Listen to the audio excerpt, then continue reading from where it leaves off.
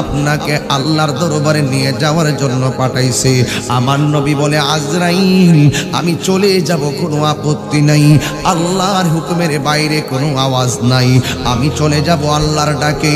কিন্তু আমার একটা কথা আছে। কয় কি? কেন তাহিরি নবী নবী করে, কেন মোস্তফা নবী নবী করে, কেন দৌলত নবী নবী করে? ভাইয়ের নামটা কি? কেন আবু সাইদ খান সাহেব কেন নবী নবী করে? চেয়ারম্যান সাহেব কেন নবী নবী করে? আমার টিটু কেন আজকা ইসলামের ছায়া তুলে নবীর কালিমা পড়ার জন্য মাহফিলে হাজির হয়ে গেছে? বন্ধুরে, একটা সেকেন্ডের জন্য আমার নবী তোমারে বলে না। আমার নবী দুনিয়াতে আইসা কই উম্মতি, যাওয়ার সময় আজরাইল রে এমন একটা কথা কইছে, আজরাইল তুমি আমারে নিবা অসুবিধা নাই, কিন্তু তোমার লগে আমার একটা কথা আছে। কয় কি? কয় কিয়ামত পর্যন্ত যত উম্মত হবে আর আসবে আর যাবে, সকল উম্মতের জান কবজ করতে যত কষ্ট হবে গো, সব কষ্ট তুমি আমি নবীরে দিয়া দাও, এরপরে আমার উম্মতের কষ্ট আমি সহ্য করতে পারবো না। ওরে মরণ কেমন কষ্ট জানোনি? 7 সমুদ্র 13 নদীর পানি মুখের মধ্যে ডাইলা দিলেও সাকরাতুল মউতের কষ্টের তৃষ্ণা তোমার মিটবে না। তোমারে আজরাইলে রুহুটা নেওয়ার সময় হাড্ডিগুলা যে ভাঙ্গা যাইব, দুনিয়ার কোনো সার্জারি যা তোমার ভাঙ্গা খুঁজা পাইব না। তোমার রগগুলা যে সিরা যাইব, পৃথিবীর কোনো মেশিন দিয়ে আর রগ জোড়া লাগাইতে পারবে না। তোমার শরীরে তাজা রক্ত যে পানি হয়ে যাইব,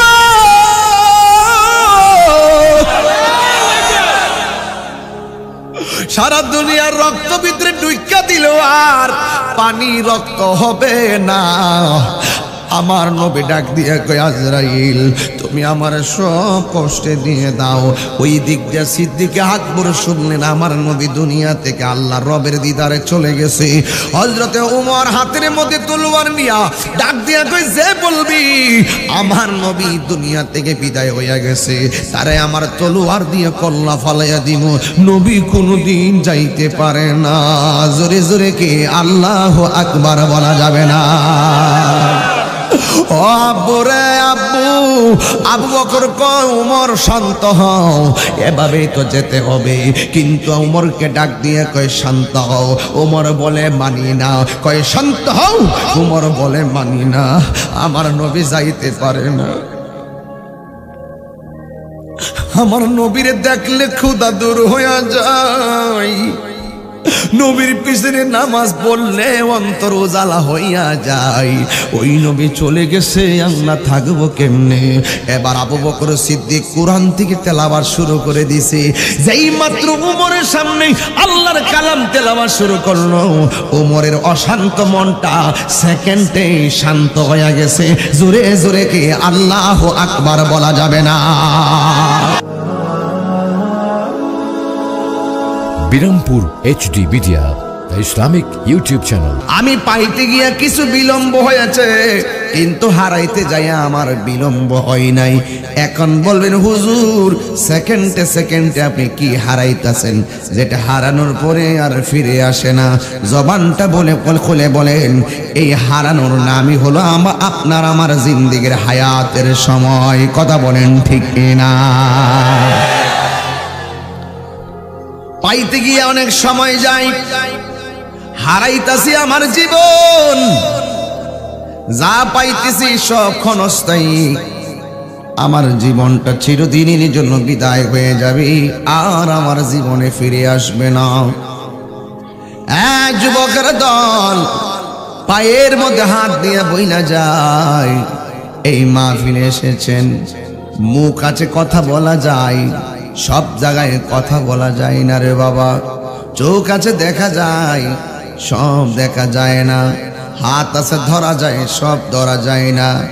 বন্ধুরে আমার, ও ফরদাবাদের বাবা, একটাবার খেয়াল করেন। মা বোনরা মনে আসছে আজকে, তাইলে আমার মা বোনরা পর্দার আড়ালে আছে না নাই?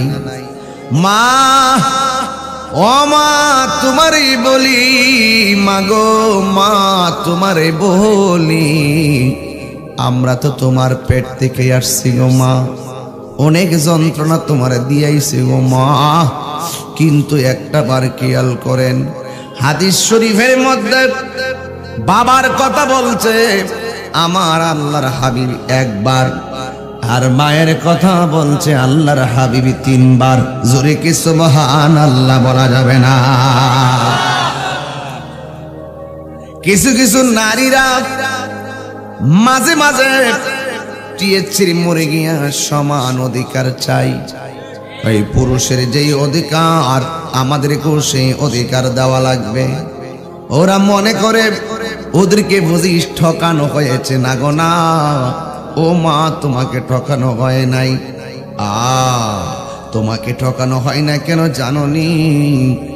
তোমাকে যে ভোগ করবে, তোমাকে যে নিয়ে যাবে, তোমাকে মহারানা দিয়ে সম্মান দিয়ে নিয়ে যাবে। ঠিক কিনা রে বাবা? 2 নম্বর হলো তোমার বাবার বাড়িতে তোমার অংশ আছে, তোমার স্বামীর বাড়িতে গেলেও তোমার অংশ আছে। শুধুমাত্র তাই নয়, আল্লাহর হাবিব বলেছেন আল জান্নাতু তাহতা আকদামিল উম্মাহাত, মায়ের পায়ের নিচে সন্তানের জান্নাত। ও মা, আমার আল্লাহর হাবিব তোমার কদমের নিচে সন্তানের জান্নাত রেখে দিয়েছে।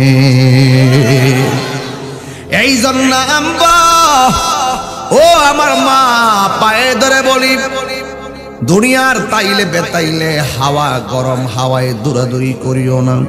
কারণ তোমার আসল নায়ের কিন্তু বানসারামপুর থেকে ফরদাবাদ নয়, ফরদাবাদ থেকে রামচন্দ্রপুর নয়। তোমার আসল নায়রের ঘর হলো নীরব একটা জায়গা, ওই জায়গার নাম হলো অন্ধকার কবর। কথা বলেন ঠিক কিনা?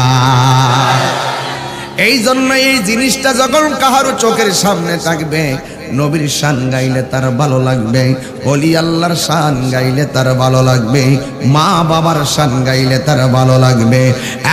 যুবকের দল, আমরা আজকে বেসামাল হয়ে গেলাম একটা মাত্র কারণে। আমরা সবাই বেসামাল হয়ে গেছি, দুনিয়াদারির জন্য পাগল হয়ে গেছি। যুবকের দল, মাল্লাহুল মাওলা ফালাহুল কুল, যে আল্লাহর হয়ে যায় চাষে আর সারাটা পৃথিবী তার হয়ে যায়। ঠিক কিনা বলেন? এই জন্য আমার কিশোর বয়সের বাবাদেরকে বলবো, যুবকদেরকে বলবো, আমার নবীর একটা হাদিস মুখস্থ রাখেন। ওই হাদিসটা হলো আলা লা ঈমানা লিমান লা মুহাব্বাতা লাহ। আমার নবী বলেছেন, যার অন্তরে আমি নবীর মহব্বত নাই, তার ঈমান নাই। ঈমানটা বড় দামি সম্পদ রে বাবা। যার ঈমান নাই, তার আমলের কোনো দাম নাই। কথা বলেন ঠিক কিনা? গভীর মনোযোগ। আমি বলি না, আমার আল্লাহর কোরআন কয়,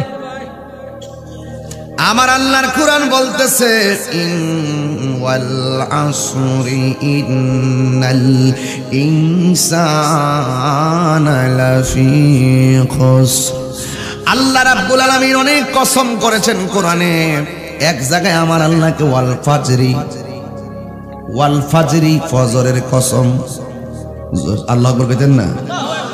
আরেক জায়গায় কয় ওয়াল আসরি, আসরের কসম। এরপরে আল্লাহ কসম কাটটা কয়। আমরা দেশের মধ্যে কসম কাটে না? কসম কাটলাম, তোর খবর আছে, তোর না মায়ের খাইতাম। কসম কাটেনি। কসম কাটছে, তুই যদি এই পানির মধ্যে বুড়বারস তাহলে তুই শেষ। জামাই কইছে এই পানির মধ্যে গোসল করলে তুই শেষ, মানে তালাক। তালাক। কসম কাটলাম, তুই তালাক। বউ যায় 2 ঘন্টা পরে এই পানির মধ্যে গোসল করছে, বউ আসেনি। আছে আছে আছে। হুজুরের কাছে গিয়া কয়, হুজুর আমার স্বামী বলছে এই পানির মধ্যে গোসল করলে আমি বলে তালাক। হুজুর কইছে তালাক হইছে না। কই কি লাগা? কই সময় জোয়ার আছে না, জোয়ারের কারণে ওই পানি চইলা গেছে সামনে। মাওলা তুই রে তুই আহ্বালে আখেরে মাওলা তুই রে তুই।